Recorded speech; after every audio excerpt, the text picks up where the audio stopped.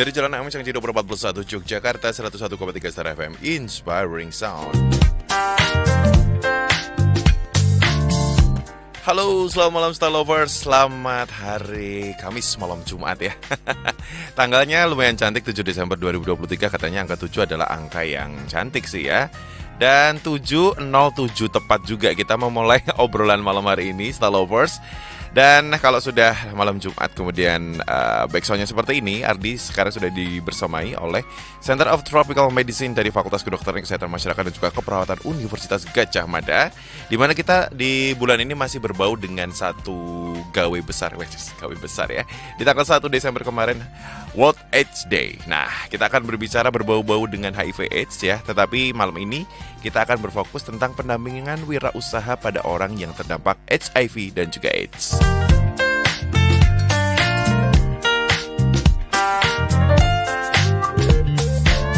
Sudah ada di depan Ardi dengan penuh semangat dan selalu glowing ya di depan Ardi.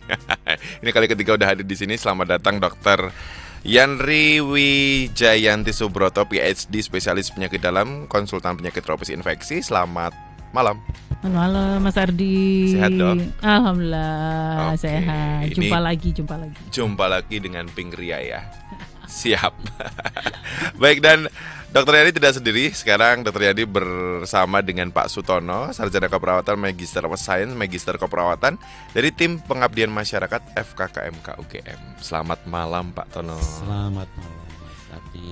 Selamat malam Star Lovers. Selamat malam. Ini pertama kali ya Pak kesini? Iya. Iya, baiklah. Dan bulan ini adalah bulan ada tanggal World AIDS Day, betul ya? Betul. Bapak dan Ibu. Tanggal 1 Desember. Tanggal 1 Desember. Jadi dulu itu tanggal 1 Desember itu diambilnya sebetulnya tidak ada suatu tanggal yang ini ulang tahun siapa atau lahirnya siapa, enggak. Jadi itu diambil ketika WHO itu memikirkan harus ada kampanye peningkatan kewaspadaan adanya epidemi ini, gitu kan. Nah waktu itu ada pemilunya Amerika. Ya. Pemilu Amerika kan biasanya November. Jadi ini sudah sekitar 40 tahun yang lalu Mas Ardi. Nah biasanya November kan. Nah kebetulan setelah itu baru mereka terpikirkan, wah ini sebelum Natal nih harus ada sesuatu. Karena kalau Natal nanti sudah terkubur kan isunya lagi. Maka terus tiba-tiba 1 Desember. That was it. Oke.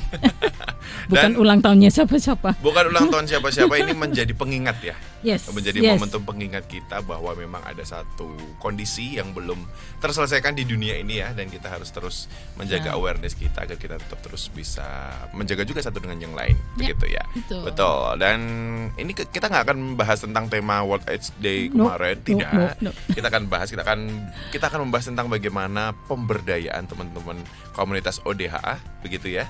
Yang ini dan juga, yang terdampak. Jadi komunitas-komunitasnya ya tidak berarti mereka orang-orang langsung dengan ODIF kayak gitu ya, orang dengan HIV, tetapi juga para pendampingnya atau para teman-teman LSM yang membantu mereka dan sebagainya gitu. Betul, yang pasti di sini kalau kita berbicara seperti itu kan nggak hanya sekedar orang yang terinfeksi juga ya, people around them-nya itu ya juga. Nah gitu, dan ini salah satu tugas dari institusi pendidikan adalah pengabdian masyarakat. Ini dalam hal ini dosen ya. Ya, tridharmanya adalah pengabdian masyarakat. Ini ada Pak Sutono selaku tim pengabdian masyarakat dari FKKMK nih. Bicara tentang salah satunya adalah kegiatan hari ini. Seperti apa nih Pak kegiatan pengabdian masyarakat dari FKKMK? Terima kasih, selamat malam Star Lovers semuanya.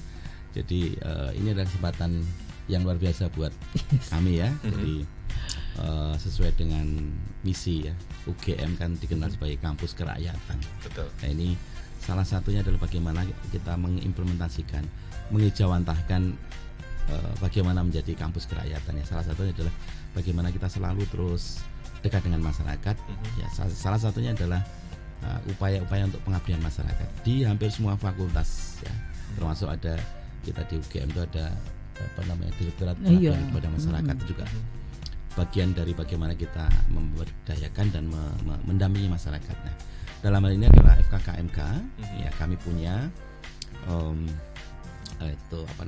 program ya, yang itu rutin kami selenggarakan setiap tahun. Jadi ada program yang kita launching dengan tim pengabdian kepada masyarakat ya, melalui Wakil Dekan Kerjasama Alumni dan Pengamas, ya, di mana yang tren ya salah satu adalah hibah pengabdian masyarakat, dan itu kami tawarkan ke seluruh departemen yang ada di FKKM KUGM. Ya, itu kemudian nanti melalui hibah kompetisi mereka harus memenangkan ya. Jadi mereka berlomba-lomba untuk membuat tetap kompetisi ya Iya. konsepnya ya. Ayo kita ngajuin proposal kayak Oke. gitu ya. Layak atau tidak Betul, untuk betul. mendapatkan pendanaan dan sebagainya gitu ya. Nggak hanya mahasiswa ternyata ya Pak ya. Dosennya juga berkompetisi untuk dapat. Betul. Kemudian Pak. Jadi kita setiap tahunnya kurang lebih sekitar 1,5 M ya. Itu Oke. apa yang kita berikan untuk hibah itu ya. Dan itu terbagi dalam empat program ya. Ada hibah yang reguler itu yang ya porsinya kecil, tapi itu juga bermanfaat untuk dosen-dosen muda yang mencari pengalaman untuk bagaimana kita melakukan pengamas. Ya. Yang kedua adalah terintegrasi itu mereka pengaju hibah ini bisa mengajak dari departemen lain. Oh, ya, oke. termasuk dari profesi lain. Kemudian hibah sosiopreneur. Nah, salah satu adalah Dr. Yanti ini yang mengajukan hibah sosiopreneur. Kemudian yang yang keempat adalah itu lebih luas lagi ya, klaster. Jadi di situ ada kelompok profesi yang kemudian bekerja bersama untuk tadi pemberdayaan masyarakat tadi. Ya. Ini interprofesional kolaborasi gitu ya.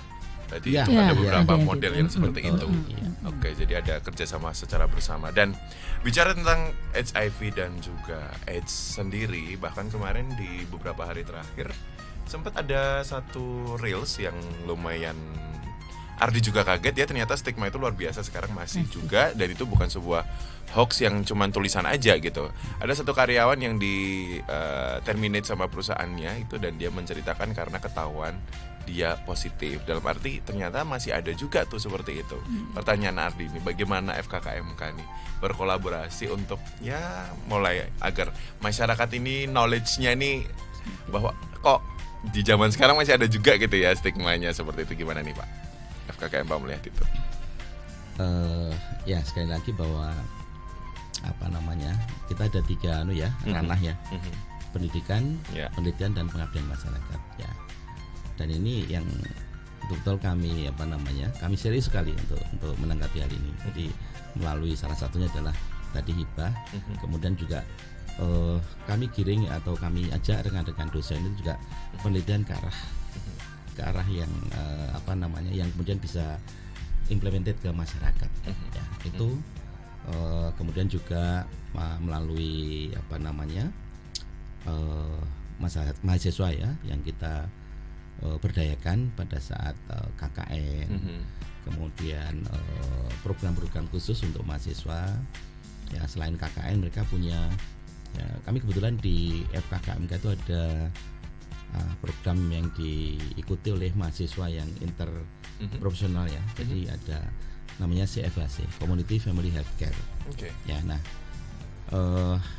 mereka dalam satu kelompok yang terintegrasi setiap tahun nggak berubah. Jadi mereka mulai dari angkatan pertama, tahun kedua, tahun ketiga, tahun keempat.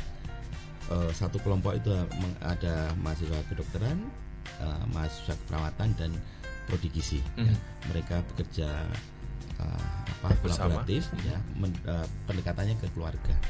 Mereka bina mulai dari tahun pertama, kemudian tahun kedua, tahun ketiga, tahun keempat. Ya. Jadi kalau tahun pertama itu bagaimana mereka itu bisa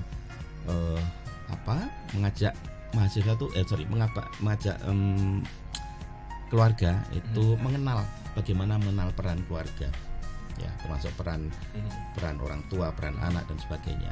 Kemudian yang kedua, tahun kedua mulai tahu tentang bagaimana mengenali tentang kesehatan dalam keluarga, ya, termasuk kondisi-kondisi emergensi keluarga. Mereka bisa melakukan pertolongan atau menolong dirinya sendiri. Jadi bagaimana salah satunya adalah melakukan first aid untuk kondisi-kondisi kalau terjadi di dalam satu keluarga. Tahun ketiga mereka kita mahasiswa itu akan mendampingi ke keluarga ini, nanti kemudian ditambah dengan kelompok lain ya, yang kemudian menjadi dasawisma. Yaitu lebih besar skopnya. Iya, lebih ke arah persiapan disaster kalau terjadi disaster. Disaster management di situ. Baik. Ya. Kemudian yang tahun keempat sudah mereka lebih kita lepas ya untuk mendapatkan bekal.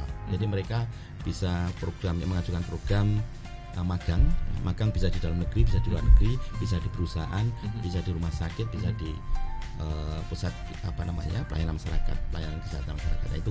Itu di tahun keempat. Jadi itu adalah salah satu pemberdayaan kami kepada mahasiswa.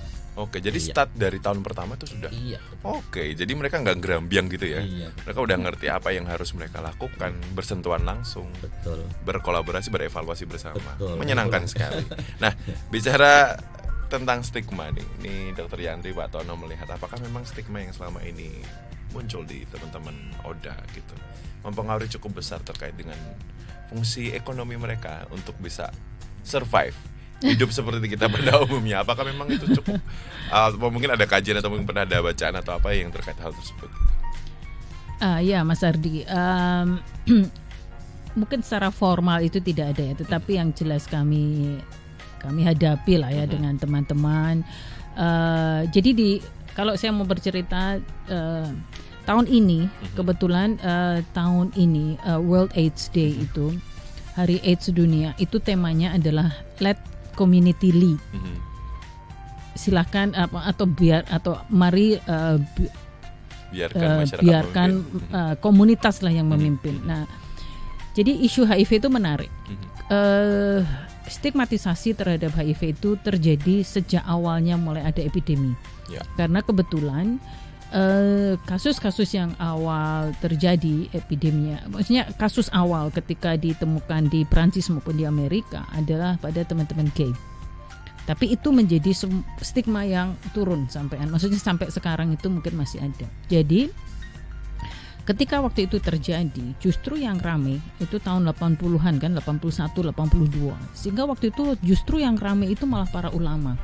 Bahwa ini adalah penyakit kutukan Tuhan dan sebagainya. Dengan opres yang seperti itu, dengan keadaan memang kemudian diketahui komunitas gay yang waktu itu memang tinggi ya kayak gitu. Tapi dengan adanya opres dari komunitas mengkondem mereka, menghujat dan sebagainya, justru gerakan komunitas itu menjadi sangat penting. Waktu itu mereka bangkit. Maka pergerakan pertama di San Francisco utamanya. Kemudian sampai pada titik di mana ada gerakan namanya GIPA, Greater Involvement of People Living with HIV. Jadi teman-teman yang dengan HIV itu harus terlibat di dalam pengambilan kebijakan terkait HIV. Karena kalau enggak mereka hanya akan terus di-victimize, harus menjadi hanya korban, gitu kan. Jadi itu maka pergerakan komunitas menjadi sangat kuat di dalam isu HIV. Jadi semakin diopres oleh masyarakat yang lebih majority itu ya mereka akan justru munculnya menjadi komunitas-komunitas seperti ini kan. Nah itu maka HIV menjadi salah satu penyakit utama yang mana pergerakan komunitas adalah sangat penting gitu ya. Nah dan sekarang mulai tambah diketahui kenapa tahun ini menjadi isunya itu adalah bahwa HIV itu bukan hanya masalah medis. Kayak kami ini berhadapan dengan teman-teman kayak gitu. Setelah dari rumah sakit gimana ini, ya kan seperti itu. Itu satu. Nah kebetulan juga kita tahu karena penularan HIV adalah melalui darah, kemudian ada cairan mani, cairan vagina ya. Jadi seperti itu. Sehingga stigmatisasi bahwa ini adalah sesuatu yang salah dan sebagainya kan. Dari penularan yang ini maka kita akan menuju ke komunitas siapa sih yang terdampak, yang paling mudah terdampak. Maka teman-teman laki-laki seks dengan laki-laki menjadi kelompok yang high risk ya, risikonya lebih tinggi. Yang kedua adalah teman-teman waria kan. Kemudian teman-teman pekerja seks. Nah, gini Mas Hardi, kita membicarakan 3 ini saja. Tanpa HIV mereka sudah terstigma. Sudah terasingkan. Sebelum ada Ya, isu HIV pun sepertinya orang sudah menyingkirkan mereka kan. Padahal adanya waria itu kan sudah setua peradaban manusia. Semua ini adalah setua peradaban manusia kan gitu. Nah, ketika ada epidemi HIV, itulah yang menambah suatu stigmanya itu menjadi kayak capnya itu tambah kayak gitu ya.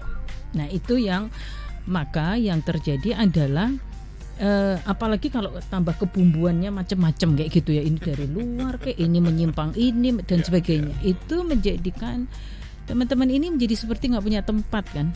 Ya, tertolak di mana-mana ya. Iya, seperti tertolak. Makanya saya kalau bicara sama mahasiswa, sebentar, kalau kita menyebut teman-teman itu adalah marginalized community, ya sekarang saya balik, sebetulnya yang memarginkan siapa? Ya. Kalau inklusif kan menjadi tidak margin. Iya dong. Nah, itu saja, itu apa kosakata yang perlu kita ini kan juga ya, kita biasakan. Marginalize ya berarti kan ada yang memarginkan. Ya. Mereka bukan ingin dimarginkan. Siapa sih yang mau ingin dimarginkan? Itu dia, betul. Kan kalau kata-kata saya pakai istilahnya Mary Riana itu FOMO kan, kita itu fear of missing out. Ya kan, dikucilkan tuh selalu nggak akan ada orang yang mau lah. Aku pengen dikucilkan nih, kan nggak mungkin ada. Nah, itulah yang terjadi di masyarakat kayak gitu ya. Sehingga beratnya di kami, misalnya di dalam institusi pendidikan. Oke, yang semester ini sudah diajarin gitu ya. Lah sing sesuk belum. Jadi kan ini adalah sesuatu ongoing. Saya dulu juga kayaknya lelah, kok ini kok kayaknya nggak berhenti ya. Tapi terus saya juga sadar, oh ya perawatnya ganti. Yang ini sudah tahu, sekarang sudah pindah. Dia sudah lulus, ganti lagi ini dan terus menerus. Iya, jadi it's going to be a continuous thing. Tapi mari kita melihatnya ini adalah it's a humanity work. Ini adalah it's just a matter of humanity, accepting others as they are kayak gitu. Nah itu yang terjadi lah, sehingga stigma kemungkinan besar akan ada terus kayak gitu. Tapi mari kita mulai memikirkannya bahwa yaitu tadi they don't want to be marginalized actually. Nah dengan demikian, ketika tidak ada tempat mereka untuk menjadi sekretaris, menjadi penyiar radio atau apa kayak gitu ya, akhirnya kan mereka ya kemana kayak gitu, and they need to survive, ya kan. Kenapa menjadi teman-teman waria itu mungkin kita sebel lihat misalnya di perempatan, ya tolong deh mereka dikasih pekerjaan misalnya gitu supaya nggak di jalan gitu kan. Sebetulnya salah nggak sih? Itu yang kita perlu membreak dalam arti let's talk about this gitu loh. Ini itu ada di mana. Nah itulah yang terjadi. Maka teman-teman itu menjadi rentan secara ekonomi. Cerita ini tadi ternyata baru seminggu yang lalu saya juga dengar ada seseorang yang sudah apply dan ternyata tidak diterima oleh karena status HIV-nya. Padahal sebetulnya peraturan Menteri Tenaga Kerja tidak boleh seseorang itu dikeluarkan dari pekerjaan atau ditolak untuk mendapatkan pekerjaan oleh karena status HIV-nya. Itu sudah. Tapi no one wants to speak up juga kan gitu. Kalau dia fight, orang langsung tahu oh dia HIV ya. Kayak gitu kan, jadi bingung juga ya. Mau berjuang kena diri sendiri. Iya. Teman-teman aja kalau ketemu jalan sama Dr. Yandri aja, ini masih HIV deh kayaknya. Jadi konsepnya kayak brandingnya, ya. Paham. Ya. Nah ini saya mau keluar dari branding itu. Maksudnya branding saya menjadi apa ya? I'm okay with that gitu. I'm fine with it kayak gitu. Maka hibah kami itu kami mengajukan. Saya sudah kenal dan bahkan yang menjadi guru saya untuk HIV itu adalah sebetulnya teman-teman komunitas awalnya. Karena sampai saya lulus nggak ada kurikulum HIV itu nggak ada, Mas. Bahkan sebagai spesialis pun ya mungkin hanya kata-kata, tapi waktu itu belum ada pasien juga. Sehingga yang mendorong saya untuk masuk benar-benar isu dan merawat satu persatu pasien itu adalah teman-teman LSM sebetulnya. And I thank them. Guru saya pertama itu waria, guru, pasien ya, selain yang LSM ini adalah pasien tiba-tiba di depan saya, Mbak En sudah situ, tapi saya menganggap itu adalah guru saya yang pertama yang kemudian menjadi bergulir dan sekarang guru saya banyak sekali dari teman-teman Kebaya, Mami Vin, Mami Ruli dan sebagainya, teman-teman Vesna yang berjuang untuk mencari teman-teman untuk ngajak tes. They do amazing thing yang saya pun tidak mampu untuk melakukan itu ya. Jadi saya rangkul mereka, let's do something together ya. Kalau ada dampak ekonomi, siapa tahu kita bisa melakukan sesuatu bersama untuk siapa tahu mendapatkan sesuatu untuk menjadi income generating. Itu yang menjadi hibah kami, Pak Tono. Cerita di balik layar proposal kami. Dan ternyata memang ada bagian dari part pengabdian masyarakat yang concern di sociopreneur tadi itu ya Pak. Dan ini berkaitan dengan juga kesejahteraan juga sih ya. Apalagi teman-teman ODH itu tadi dan juga yang terdampak itu kemungkinan setibanya akhirnya mengakibatkan dampak ke ekonomi juga gitu ya. Nah untungnya sekarang ada dunia UMKM kan menjadi siapa tahu akan bisa menjadi pilihan atau menjadi tempat kita berkarya bersama. Kalau saya akan mengatakan ini adalah karya kita bersama, bukan masalah kita. Karena kalau kita harus mendapatkan enggak, siapa? Yuk kita berbagi kebiasaan kita dan sebagainya untuk belajar bersama. Oke, baik. Nah bicara mengenai tentang hibah pengabdian masyarakat yang concern di sociopreneur ini tadi dan juga pemberdayaan mereka secara entrepreneur value juga di situ. Ini seperti apa sih yang dilakukan? Ini kan terdengar ada lidah buaya, lidah yang lain atau lidah apa ini? Seperti monggo silakan diceritakan silakan. Sebetulnya yang lain kayak apa sih Mas? Sebetulnya saya juga nggak tahu penerima hibah yang lain itu apa, saya juga belum tahu. Nanti Mas Tono mungkin bisa menceritakan variasi yang teman-teman mungkin kalau ada yang lain, ada nggak ya? Iya. Ada nah, kan ini, ya? Ini yang kadang-kadang pada saat kami menentukan ini siapa yang harus kita loloskan ya. Jadi banyak yang masuk ya. Tapi kebetulan kami banyak ya konsultan-konsultan yang kemudian akhirnya ini bagus, ini bisa masuk. Ini ada apa namanya? Sustainability-nya. Jadi itu yang kemudian kami dan yang review banyak. Ini bukan hanya 1-2 orang, tapi banyak orang yang melakukan review. Ada sekitar ya kita melibatkan Prof. Ya, jadi untuk untuk saya nggak tahu malah. Nah, kemudian akhirnya kita putuskan ya, termasuk tadi salah satu ini menarik sekali yang disampaikan Dr. Yandri ini. Jadi bagaimana kemudian mulai dari apa namanya buat apa namanya itu pelatihan untuk pengolahan lidah buaya itu kan satu hal yang kadang-kadang masyarakat tidak paham ya. Ternyata lidah buaya bisa dipakai macam-macam ya. Nah itu kemudian yang kedua adalah sasarannya ternyata melibatkan tadi yang disampaikan Dr. Yandri. Nah itu yang kemudian menarik buat kami. Wah ini bagus lah, ini sebagai apa namanya salah satu percontohan bagaimana kemudian masyarakat nanti akan menghargai itu. Jadi seperti yang disampaikan Dr. Yandri bahwa ada stigma, ada pengasihan itu yang ini berada di masyarakat yang programnya Dr. Yandri, sehingga akhirnya masyarakat itu tahu ternyata mereka bisa berdaya. Iya, berdaya. Nah itu yang kemudian akhirnya kami terima itu sebagai menang hibah ya. Dan itulah sehingga terjadi kegiatan di malam hari ini. Betul. Iya betul. Jadi ceritanya itu sebetulnya ini suatu ya Mas. Kalau saya juga boleh cerita dengan Mas Tono, Mas Ardi dan semuanya Star Lovers itu ya. Ini sebetulnya adalah titik-titik lanjutan dari apa yang saya alami kayak gitu ya. Jadi ketika ada lahan yang sebetulnya waktu itu awalnya itu cabai Mas. Lahan itu waktu awalnya itu cabai kayak gitu. It doesn't work, tidak berhasil. Ya Allah apa ya yang bisa ada di sini, panas dan sebagainya. Muncul kata-kata lidah buaya. Nah titik berikutnya itu saya dipertemukan dengan petani lidah buaya. Nah itu kemudian ada ya, terus Tapi saya cuma searching aja lidah buaya itu apa ya, kayak gitu kan. Terus adalah tanaman dari Jazirah Arab awalnya dan kemudian bisa sampai menyebar dan sebagainya. Oke. Terus nah kemudian dalam perkembangannya saya ketemu dengan sebuah industri untuk maklon. Itu udah satu arm ya, kayak gitu ya. Tetapi juga bahwa pelepah ini ketika kita potong-potong, kita beri macam-macam airnya kayak gitu-gitu, enak juga ya. Dan ternyata setelah kita baca, dia juga ada fibernya. Dia sebetulnya ternyata lidah buaya itu kemanfaatannya itu banyak. Ada dua lini, satu kesehatan, yang satunya adalah untuk kecantikan. Kecantikan itu.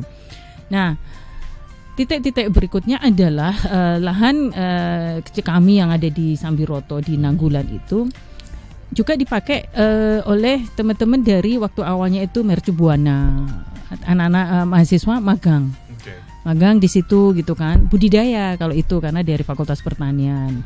Kemudian ada suatu titik di mana saya itu diperkenalkan dengan mahasiswa dari Polbangtan, Politeknik Pembangunan Pertanian. Luar biasa, ternyata saya juga terkaget gitu kan. Apa ya Politeknik ini apa? Jadi dunia saya menjadi semakin kaya. Jadi ada 3 mahasiswa, moga-moga mendengarkan. Saya minta untuk mereka mendengarkan karena mereka juga menginspirasi saya. Mereka assignment-nya adalah 4 bulan di tempat kami, kemudian harus membuat produk kayak gitu. Akhirnya Ridi, Ika dan Anissa ini membuat, yang 2 membuat minuman, yang satu adalah dengan telang, yang satu adalah dengan honey and lemon kayak gitu. Tapi yang satu juga membuat dengan permen, Mas. Nah, gitu kan. Akhirnya mereka juga sama, mereka harus punya target oleh sekolahnya, ditarget dan sebagainya. Tapi itu menginspirasi juga kan. Nah, ada titik berikutnya, saya dikenalkan dengan kembali ke Universitas Mercubuana Yogyakarta Sedayu kan gitu. Tiba-tiba menghubungi Dok, kami ini ya membuat proposal juga kayak gitu, proposal penelitian. Tapi Prof Katarina di sana itu membuat es krim lidah buaya, Mas. Oh wow, Tapi bukan hanya masalah taste-nya, bukan, tetapi mereka ternyata penelitiannya adalah kadar antioksidannya, Mas. Oh, lebih dalam lagi. Iya, jadi itu high class lagi ini. Gimana caranya ngukur antioksidannya nih? Ternyata sangat tinggi. Nah, zat antioksidan yang kita cari. Berapa macam ya? Nah, kalau berapa jenis? Ya, kalau lidah buaya sendiri itu sebetulnya banyak, ada 9 gitu. Tapi yang utama 2 itu Barbadensis dan Sinensis. Nah, yang Sinensis inilah yang biasa kita pakai untuk bikin minuman dan sebagainya. Nah, ketika ada call for proposal untuk IBA ini, kebetulan junior asisten saya Aini sedang ada di Inggris. Dok, kita apply yuk kayak gitu. Dokter Yandri kan ada ini kita gabungkan. Oh ya kan teman-teman bisa kita ajak, kita ajarin. Ya sudah. Kemudian kita apply, alhamdulillah diterima. Jadi kegiatan kami pertama adalah mengenalkan teman-teman tentang pelepah lidah buaya sendiri, budidayanya. Ya mereka harus tahu dong caranya lekapan mana nek cilik banget ya ora entuk kan di ora iso diapa-apakno juga gitu, belum bisa diapa-apakan dan sebagainya. Jadi nah, kebetulan dalam proposal ini kami melibatkan teman-teman dari prodi gizi. Dengan demikian mereka mengajari untuk menghitung nilai gizi dari produk-produk yang kita olah, kayak gitu. Jadi ini nanti akan kita seriusi lagi berbagai olahan nanti harus ada kandungan gizinya, harus tertulis juga kan. Itu karena kita harus melabel makanan kan. Jadi itu adalah evolusi. Nah,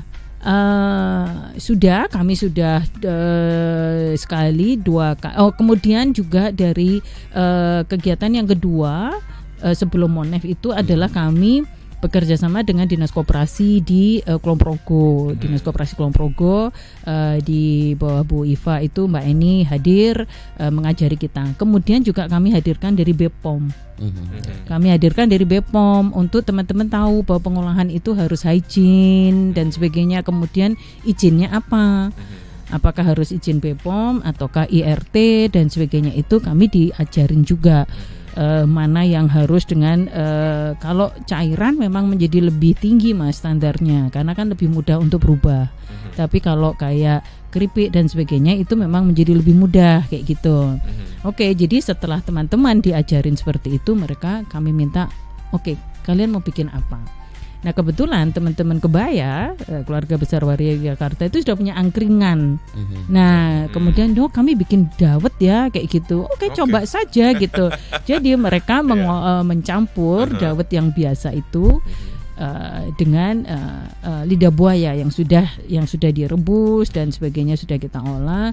Kemudian itu masuk dalam dagangan di angkringan mereka juga kayak gitu. Itu yang kemarin ikut di KAP Fair ya? Iya, betul. Terus jadinya itu, jadi kami lakukan itu. Kemudian yang dari KDS, kelompok dukungan sebaya menoreh itu, kita bikin ini deh, kita bikin selai kayak gitu. Ya menarik juga ya evolusinya gitu. Ketika yang pertama, ini kok selai kok pahit banget ya, kita cuma kayak gitu. Iya dok, kayaknya kebanyakan garam. Lu kok pakai garam? Iya, nyucinya itu tapi salah garam kayak gitu. Setelah kita tanya lagi gitu kan sama yang sudah terbiasa, oh jangan pakai yang garam grosok. Oh iya, tapi kan itu jadi bagus ya. Terus menjadi evolusi. Sekarang sudah jauh lebih bagus. Nah kita pengennya Pak Tono ini spill sedikit. Kalau bismillah kita akan mengajukan yang kedua adalah nanti juga tentang kemasan, rasa dan kemasan. Itu nanti mungkin kita mencari teman-teman dari F&B, how to make it more fun dan sebagainya. Lebih menarik. Betul. Nah kemudian juga ada membuat keripik lidah buaya. Keripik lidah buayanya juga ada dikasih daun bawang Mas, jadi ada juga ada kandungan gizinya ya, jadi ada ijo-ijonya kecil-kecil kayak gitu. Nah setelah mereka sudah lumayan oke, kita waktu itu kebetulan Agustus sampai Oktober banyak event sehingga teman-teman berjualan. Ya oke.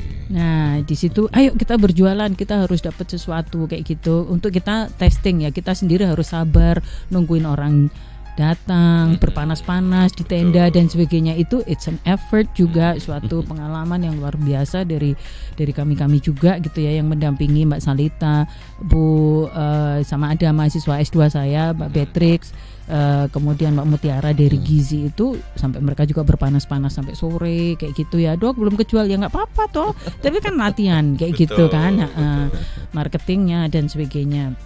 Itu yang sampai sejauh ini.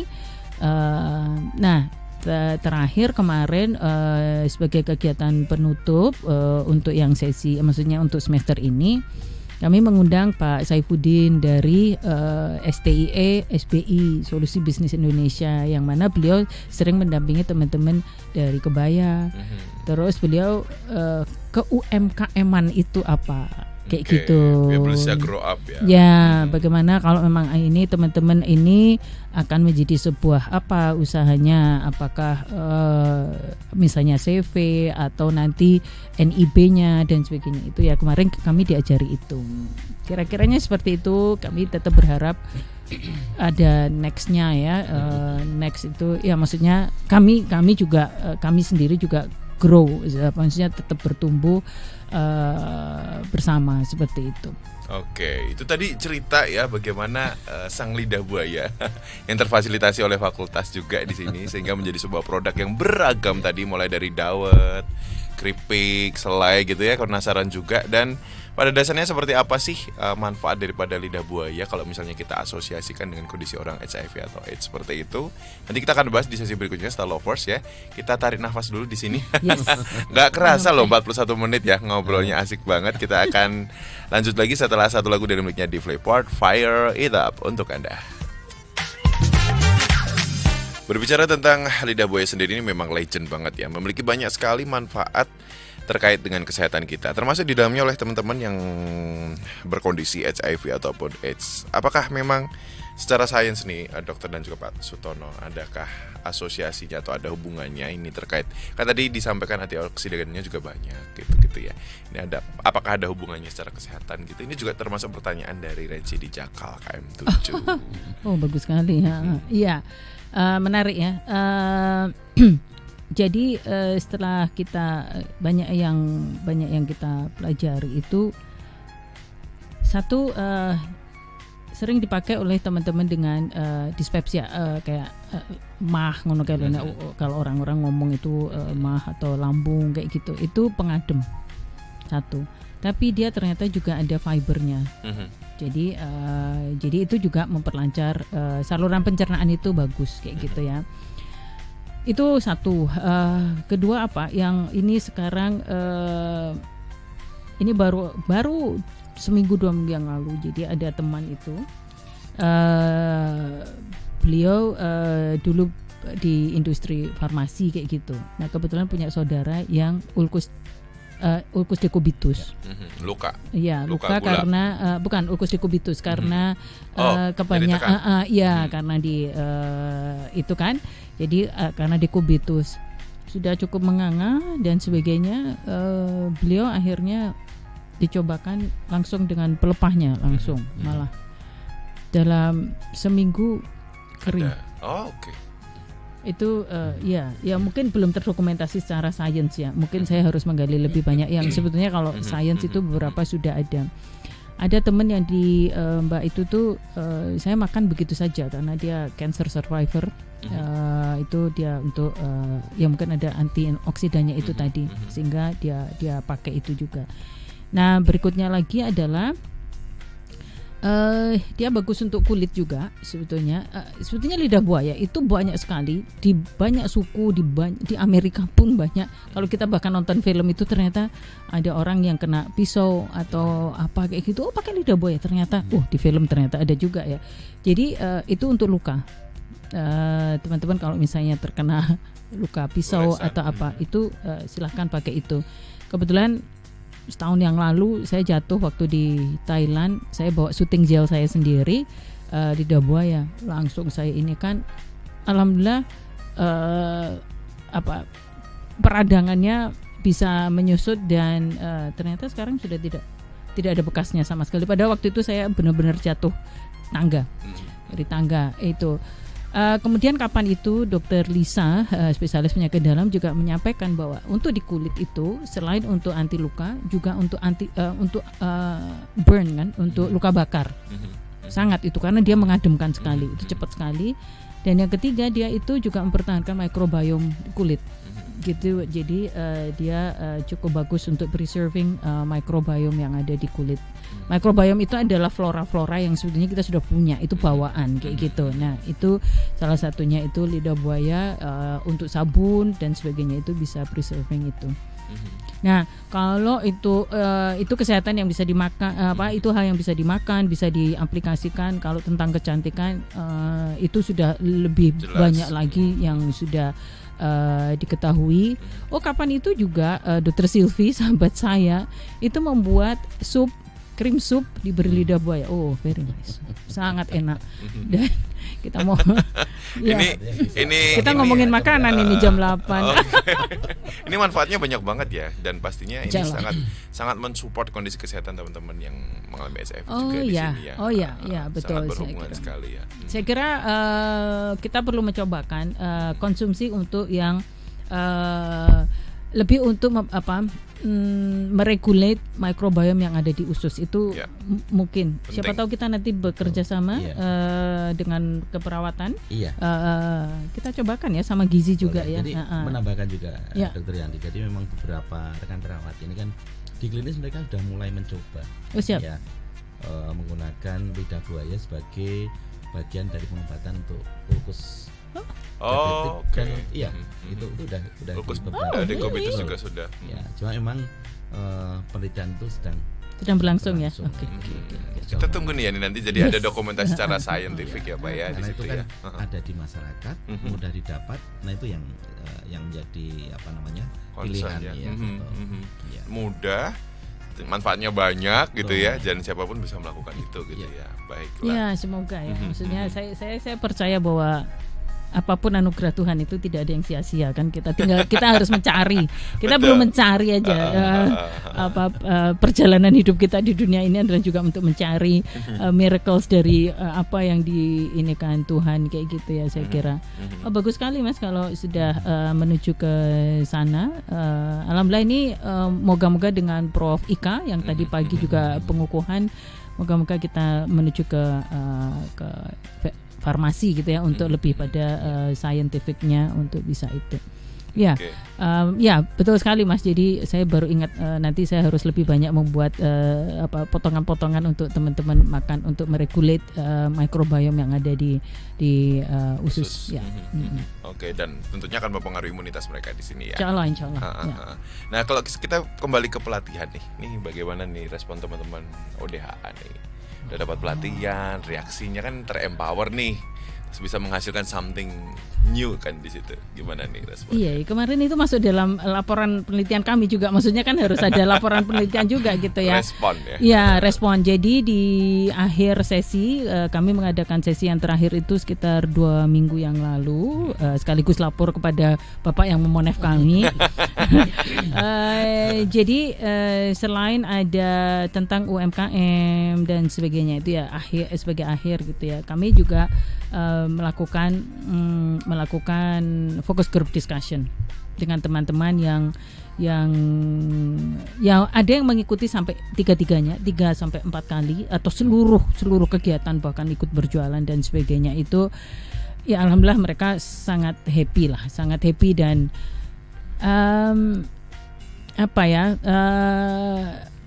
ketika saya ada di sana juga ya saya mendengarkan karena ada yang Mbak Mutiara sama Salita yang melakukan FGD gitu ya, saya mendengarkan gitu antusiasme mereka dan harapan tinggi untuk terus berjalan ya. Oke. Jadi itu sepintas adalah itu tentu akan ada perlu bagi kami peningkatan dalam hal kualitas itu yang perlu kami ini kan adalah next PR kami adalah peningkatan dari kualitas produk-produk yang mereka hasilkan. Mungkin dalam rencana saya justru nanti bersama-sama dengan yang teman-teman yang Polbangtan dulu, kemudian dengan Prof Katarina yang ada di UMB, jadi lebih kaya mereka bisa saling bersatu, saling bisa membelajarkan kayak gitu ya. Dan variasi-variasinya moga-moga bisa kualitasnya akan lebih bagus. Terutama kalau produk-produk makanan itu beratnya adalah nanti expiry date-nya ya.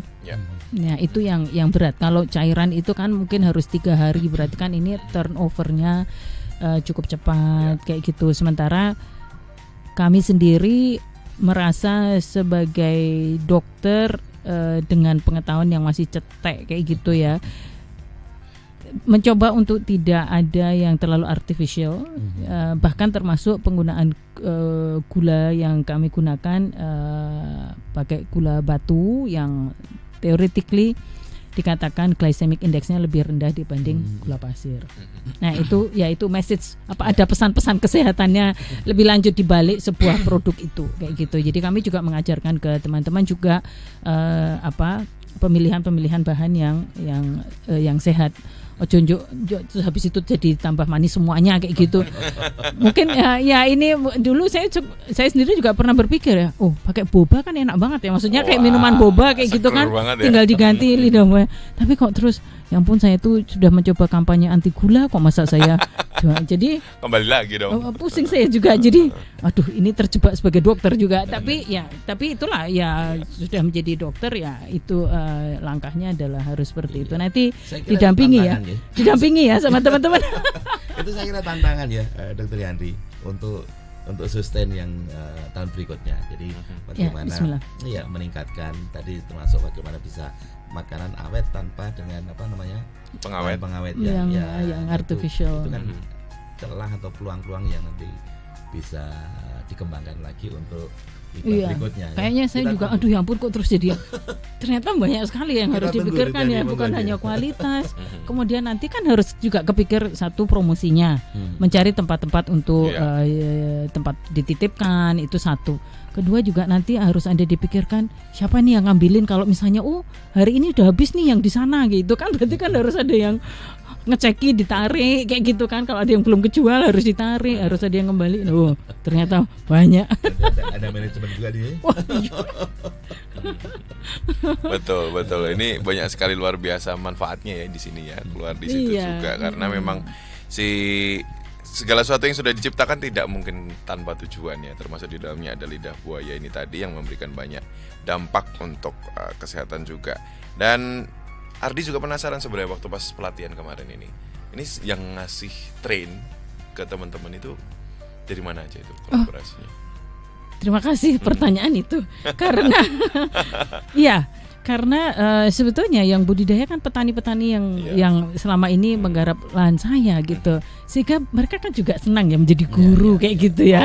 Iya, jadi yang waktu yang awal sekali adalah mereka harus tahu ke bawah sampai di tempat yang paling bawah bagaimana menanamnya, kapan memetiknya dan sebagainya, itu yang yang sudah cukup. Kalau nanti sudah terlalu tinggi harus diinikan. Jadi di awal itu yang tentang budidaya adalah teman-teman petani yang di sana. Jadi mereka happy juga kayak gitu. Nah, untuk yang olahannya, kemudian kan kita harus mengolah nih. Oke, kita memetiknya seperti ini gitu. Menariknya lidah buaya itu gini Mas Ardi dan Mas Tono.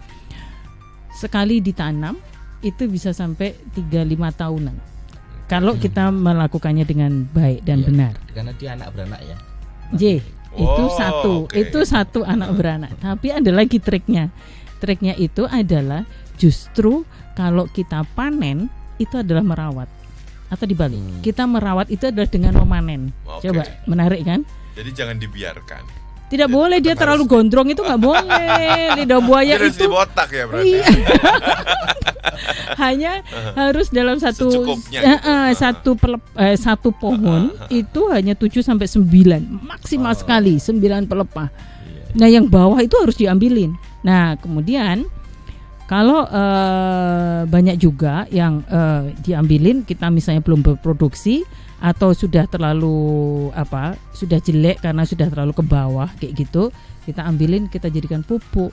Sehingga di lahan kami itu adalah zero waste. Tidak ada sampah, Mas. Lidah buaya, pelepah yang sudah tidak bagus sekali, kita bisa jadikan sebagai pupuk. Bersama dengan pupuk kandang dan sebagainya, itu dijadikan satu, difermentasi. Jadi tidak ada, jadi pupuknya mereka adalah diri mereka sendiri juga kayak gitu kan. Itu kemudian tentang budidaya seperti itu. Kemudian setelah ini kan ada Mbak Jum dan Pak Radiso itu. Kalau yang petaninya itu kan Pak Legio, Mas Gudi kayak gitu, terus sama Mas Miran. Nah, kemudian yang mulai mengelupas dan sebagainya itu yang sangat ahli Pak Radiso dan Mbak Jum. Jadi bagaimana mengelupasnya, kemudian kita potong-potong, kemudian dicucinya harus dengan baik. Itu tadi mengeluarkan atau meminimalisir lendirnya adalah dengan garam dan sebagainya seperti itu. Terus nanti baru direbus berapa menit, kemudian kita membuat kuahnya dan sebagainya supaya tidak terlalu lembek tapi juga tidak terlalu keras juga. Itu jadi justru juga melibatkan para petani, Mas, yang melatih di awal. Betul. Ya, kemudian ada yang melatih atau memberi ilmu tentang nutrisi tadi dari teman-teman gizi, tentang dinas koperasi itu juga ada dari teman-teman dinas koperasi, BPOM. Jadi ya insya Allah kami melibatkan cukup banyak pihak juga. Kolaborasi ya. Jadi Ya, mulai dari penanaman ya sampai ke bagaimana strategi penjualannya di situ. Ya, Betul. sampai brandingnya, Mas. Kita sampai branding. bingung namanya apa ya. Untuk sementara nama kami adalah Lovera. Lovera itu adalah love aloe vera, tapi juga love of humanities. Itu highlight value di dunia HIV di situ ya. Love aloe vera dan love humanities. Oke, ini luar biasa sekali. Gak kerasa setelah 1 jam ngobrol banyak nih terkait dengan pendampingan berusaha pada orang yang terdampak HIV dan juga AIDS. Ada closing statement nih, ini untuk masyarakat juga terkait dengan bagaimana stigma agar mereka juga terus ngerasa tidak diasingkan, tidak ditolak, dan mereka berdaya tanpa mereka merasa khawatir tentang future mereka. Mereka akan tetap sejahtera, bermartabat seperti orang pada umumnya. Silahkan, Apa ya? Pak Tono.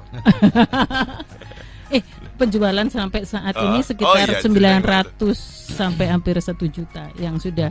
Congratulations. Iya, dijual sana sini macam-macam lah kayak gitu. Lucu ya. Mas Tono duluan. Baik ya. Saya kira ya kita sebagai bagian dari fakultas ya di perguruan tinggi. Jadi intinya bahwa esensi dari perguruan tinggi 3 tadi. Jadi bagaimana kita terlibat di dalam memberdayakan masyarakat itu sangat penting. Ya termasuk tadi isu-isu terkait dengan HIV dan sebagainya. Itu yang jangan sampai kemudian nanti mereka terpinggirkan, tersingkirkan. Nah, itu juga concern kami, bagaimana memberdayakan mereka, kemudian mereka punya percaya diri, itu yang penting. Jadi meningkatkan kepercayaan diri mereka bahwa saya penyandang ini tapi saya harus survive dan saya terus. Nah, itu yang kami harapkan. Jadi tentunya kami Fakultas Kedokteran, Kesehatan dan Perawatan selalu mensupport dan selalu mendukung ke arah situ. Yeay. Siap untuk ibah lagi. Insya Allah. Betul. Ya, ini Follow juga up bagian dari ini ya. ini bagian dari laporan kami nih media sosial. Betul. Tapi saya senang, saya terima kasih sekali satu kepada fakultas nih.